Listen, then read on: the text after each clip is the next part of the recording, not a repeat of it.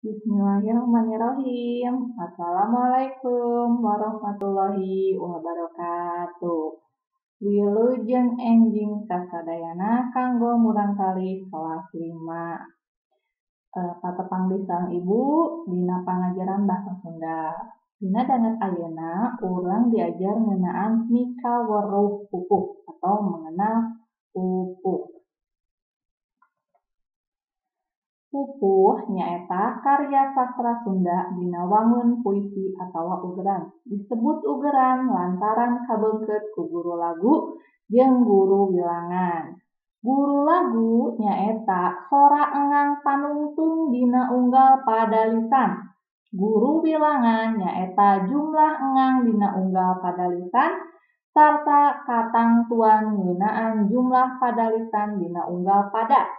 Biasana pupuh teh sok dilagukeun atawa dihariringkeun. Ngahariringkeun pupuh teh disebut nembang. Nah, aya dina buku paket pangajaran 3 judulna nyaeta Hirup Sauyunan. Ibu bade nembangkeun sapada, engke hideuk biasa miringan di bumi nya kanggo nembangkeun ieu pupuh.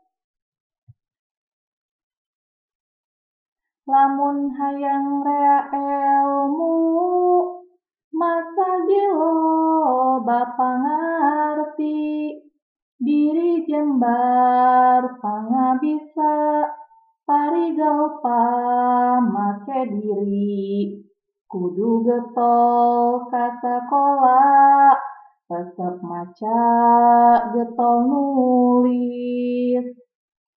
Kita pada kahiji, ayeuna pada kadua. Lamun hayang rea batur kudu sopan hade budi saluhureun dihargaan sahandapeun dipiasih sakolot kudu ngajenan ka guru kudu miharti. Ieu pada katilu. Jeung sasama kudu guyub ulah silih pikeun nyeri komo mun silih poyokan silihina kitu deui. Hirup kudu sauyunan sangkan urang boga harti.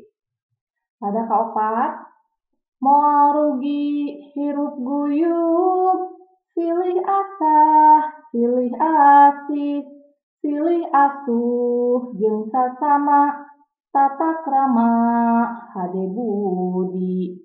Mun nyarita ka sasama lemes basa, lemes budi. Enan pada kalima. Lamun hirup geus alakur matak pingtrim kana ati matak genah kana manah ngaronjatkeun ajeun diri. Tanda jalma nu utama lemes budi luhung diri. Manglajengkeun ibu tos nembangkeun pupuh tah. Pupuh anu nembe ditembangkeun teh nyaeta pupuh kinanti. Watekna ngagambarkeun pangharepan, kahayang atawa kaprihatinan tanapi kasedih. Unggal pada atanapi gunduk dina pupuh kinanti diwangun ku genep padalisan atanapi jajaran atau baris. Ari guru wilangan jeung guru lagu nyaeta 8U, 8I, 8A, 8I, 8A jeung 8I. Nah, tinggal lihat. Tadi padalisan gundukan kahiji atau pada kahiji aya genep padalisan. Nah, dina pada kahiji lamun hayang rea elmu, guru wilanganna 8, guru laguna U. Lamun hayang rea elmu aya 8 suku kata. Nyata 8 guru wilanganna 8. Guru laguna huruf vokal nu panungtung dina keca panungtung elmu u. Jadi 8 u.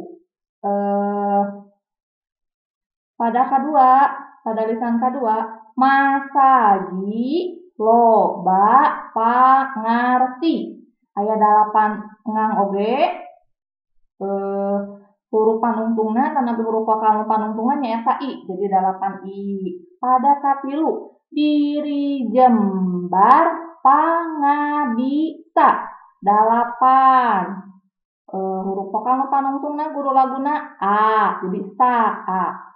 Parigel pamake diri aya 8 engang di 8 engang guru laguna panungtung keca panungtungna huruf vokalna nyata di ri i ieu tah i nu ieu jadi 8 i. Pada kalimat kudu getol ka sakola 8 oge kecap huruf panungtungna guru laguna nyaeta huruf vokalna a jadi a la jadi a. Pada kagenep resep maca getol nulis jadi masih kena 8 guru laguna nyaeta i jadi dina pupuskeun nanti mah sadayana ngangna ya 8 mung keca panungtungna 8u 8i 8a 8i 8a 8i sok tinggali gara dina tiap-tiap pada dina 5 pada pasti guru lagu jeung guru wilanganna bakal sami. Tah kitu cara nangtukeun guru lagu jeung guru wilangan dina pupuh kinanti atuh dina pupuh nu sanes oge sami. Nya ari pupuh teh aya sabaraha hiji? Oh ternyata sing horeng teh pupuh teh seueur aya 17. Kabagi kana pupuh sekar ageng jeung pupuh sekar alit. Pupuh sekar ageng ngawang ku kinanti nu tadi ku urang ditembangkeun sinom, asmarandana jeung dangdang gula. Ari pupuh sekar alit mah seueur aya 13na. Aya magatru, mijil, durma, pungkur, mas kumambang, pucung, wirangrong, juru demung, balakbak gambuh, gurisa, lambang jeung ladrang. Tiap pupuh dina 17 ieu teh gaduh watek guru lagu jeung guru wilangan masing-masing teu sami dina tiap pupuh teh benten-benten. Watekna kumaha tiap pupuh benten teh aya nu sami. Nah, mung sakitu wae nu kapihatur ku ibu ngeunaan pupuh. Mugia hideuk tiasa ngartos dina materi ayeuna. Wabillahi taufiq wal hidayah. Wassalamualaikum warahmatullahi wabarakatuh.